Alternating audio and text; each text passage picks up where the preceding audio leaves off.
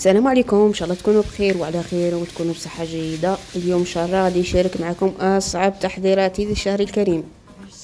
وكما راكم تشوفوا تحضير الطعام ماشي سهل، ماشي كيما نوجدوا التشين والليم ونوجدوا الحمص والجلبان وهذوك الصوالح، هذوك ساهلين. كما تشوفوا هذا اصعب روتين واصعب تحضير. اليوم ان شاء الله بغيت نشارككم، بغيت نحفر شويه هذيك الفحلات اللي يبغوا هذو الصوالح ويبغوا يوجدوا الطعام على يديهم والمسفوف على يديهم. هيا شمروا على يديكم ونوضوا.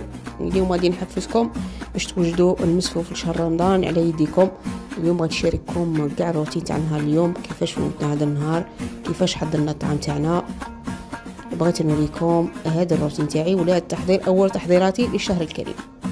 يلا نوضوا وجدوا رواحكم. ان شاء الله يعجبكم هذا الفيديو، وما تنسونوش بالاشتراك في القناة ودعمنا باش يوصلكم كل جديد فيديوهاتي. مع السلامة.